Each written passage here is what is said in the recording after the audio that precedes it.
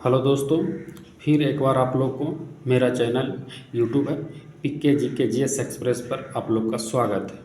जैसे कि पिछला सेट नंबर 12 सेट नंबर आपका 13 में था। एक प्रश्न आप लोग के लिए छोड़े थे कि उच्च तापमान को मापने का यंत्र क्या है। तो उच्च तापमान को मापने के लिए जो यंत्र है वो है पायरोमीटर हो जाएगा आपका ऑप्शन नंबर वी। और इसका जवाब हमारे बहुत सारे स्टूडेंट सही सही जवाब दिए हैं। उसमें अजीत कुमार है, निशांत कुमार, बबली कुमारी और बहुत ऐसे स्टूडेंट हैं जो सही सही जवाब दिए हैं। तो जो सही सही जवाब देने के लिए उनको बहुत बहुत धन्यवाद। उनका आने वाला भविष्य उज्जवल हो। और चलते हैं अगला टेस्ट पेपर 14 नंबर, वो भी फिजिक्स से रिलेटेड ही होगा क्वेश्चन। तो मिलते हैं आगे वाला प्रश्न के साथ।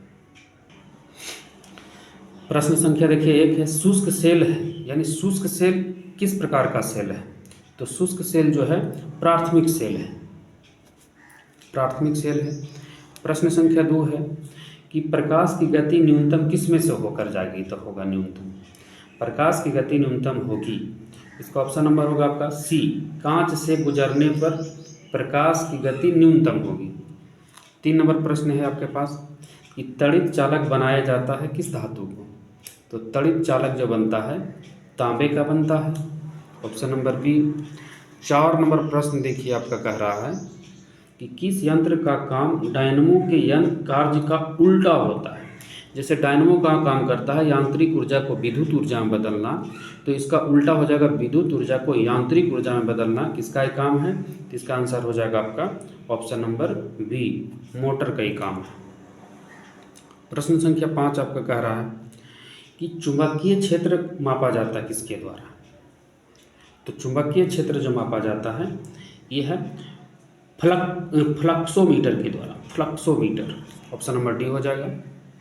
6 नंबर प्रश्न है, नदी और चुंबकीय भूमध्य रेखा के बीच का कोण कितना डिग्री।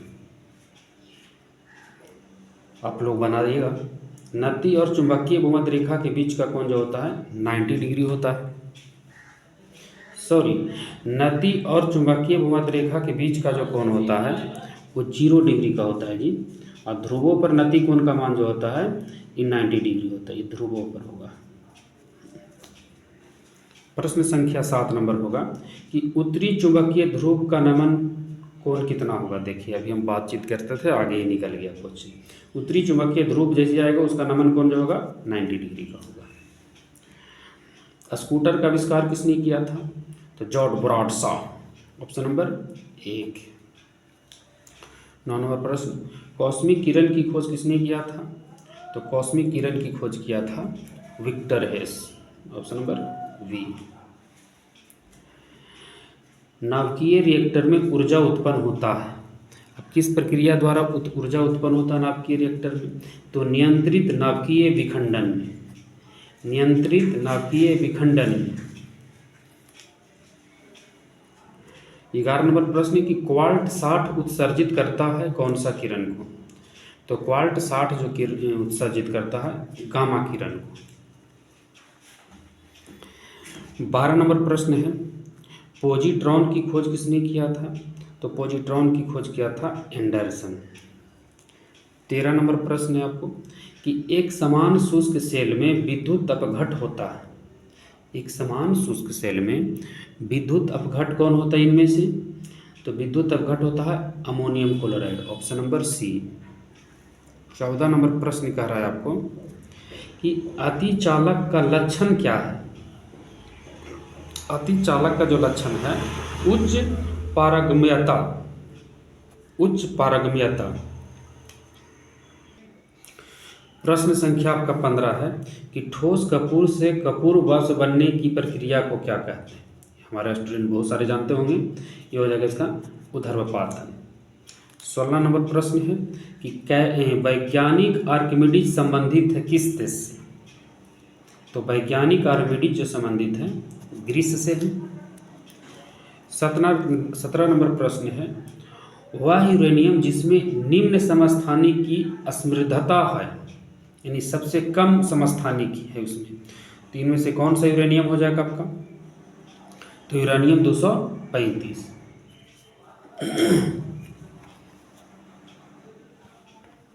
तो कहेगा यूरेनियम 233 सबसे कम शक्ति है, इसका समस्थानिक नहीं है। यूरेनियम 235 से ही चालू होता, 35, 38, 39, इसे याद रखना है। 18 नंबर है कि ब्रह्मांड में कौन सा तत्व सर्वाधिक मात्रा में पाई जाती है। तो ब्रह्मांड कह रहा, तो ब्रह्मांड में हो जाएगा सबसे अधिक मात्रा में हाइड्रोजन, और वायुमंडल में रहता सबसे अधिक मात्रा में कौन सा तत्व, तो नाइट्रोजन हो जाता। प्रश्न संख्या 19 है, चुंबकीय यमोत्तर और भौगोलिक यमोत्तर के बीच के कोण को क्या कहते हैं। देखिए, तो इसको कहते हैं चुंबकीय दिक्पात कोण, ऑप्शन नंबर सी। प्रश्न संख्या 20 है कि सबसे अधिक वेधन क्षमता वाला किरण कौन सा है। तो सबसे अधिक वेधन क्षमता वाला किरण गामा किरण। 21 नंबर है, यदि पृथ्वी पर वायुमंडल ना होता तो दिन की अवधि होती, ऑप्शन के हिसाब से देखिएगा, तो दिन की अवधि जो हो जाती कम जाती। 22 नंबर प्रश्न है, यदि किसी दर्पण को ठीटा कोण से घुमाया जाए तो परावर्तित किरण कितना घूर्णन होगा। तो इसका आंसर हो जाएगा 2 थीटा। प्रश्न संख्या 23 है कि विद्युत धारा का पता लगाने के लिए किस उपकरण का प्रयोग करेंगे। तो विद्युत धारा का पता लगाने के लिए जो होगा, विद्युत धारा को मापेंगे भी उससे, तो किससे मापेंगे, आमीटर से। 24 नंबर प्रश्न, एक एंगस्ट्रम बराबर कितना मीटर। देखिए, तो 24 नंबर प्रश्न का हो जाएगा एक एंगस्ट्रम बराबर 10⁻⁻10 मीटर। प्रश्न संख्या 25 है कि निम्नलिखित में से किस रंग का अपवर्तनांक सबसे अधिक होता है। तो सबसे अधिक अपवर्तनांक जो होता है बैगनी रंग का। 26 नंबर प्रश्न है, ऊष्मा का सर्वोत्तम चालक क्या है। ऊष्मा का जो सर्वोत्तम चालक है इस ऑप्शन के हिसाब से पारा, ऑप्शन नंबर बी। 27 नंबर प्रश्न है कि खाना पकाने का बर्तन का होना चाहिए, खाना पकाने का बर्तन का होना चाहिए यानी किस प्रकार का गुण होना चाहिए।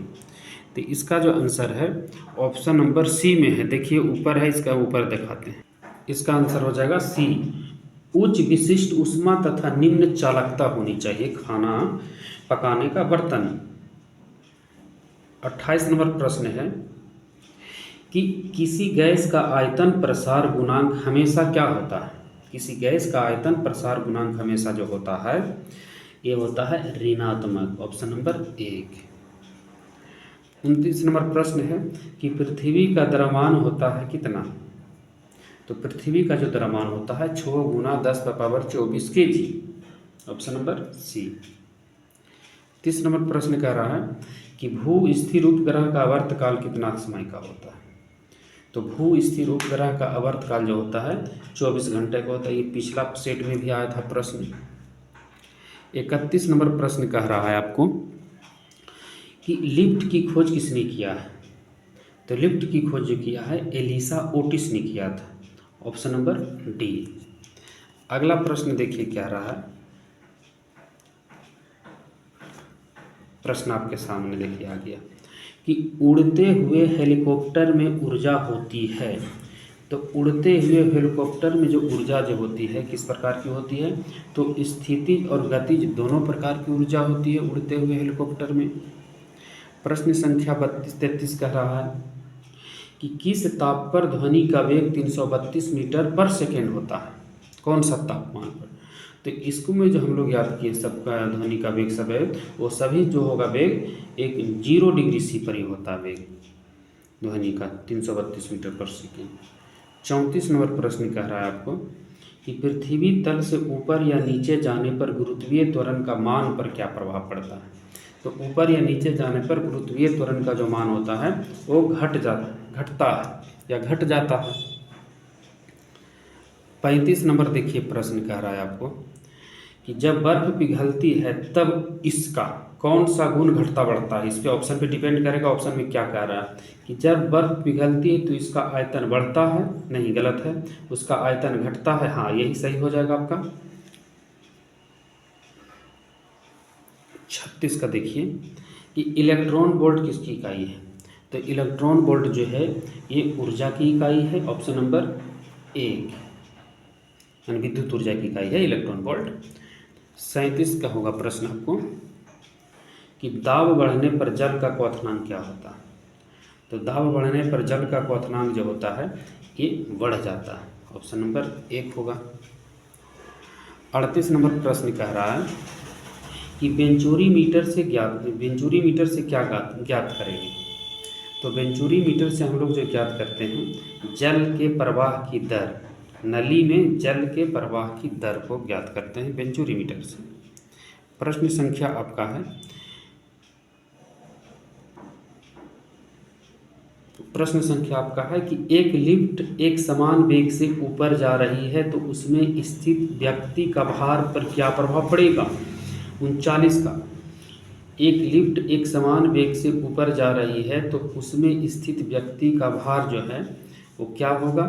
तो उस व्यक्ति का जो भार होगा एक समान वेग से ऊपर जाएगा। तो इसके लिए ऑप्शन आपके लिए छोड़ देते हैं और इसका आंसर आप लोग ज़रूर कमेंट बॉक्स में बताइएगा। और मेरा ये 10 मिनट में 40 प्रश्न का जो हल करने का जो आइडिया है ये आप लोग को कैसा लगता है ये ज़रूर कमेंट बॉक्स में बताइएगा। और जो नए स्टूडेंट हैं वो चैनल को जो ज़रूर सब्सक्राइब करें और बेल आइकन दबाएं जिनसे आपको हमारी वीडियो का पता चल सके। हमसे जुड़ने के लिए बहुत बहुत आप लोग का धन्यवाद। मिलते हैं नेक्स्ट डे नेक्स्ट वीडियो के साथ।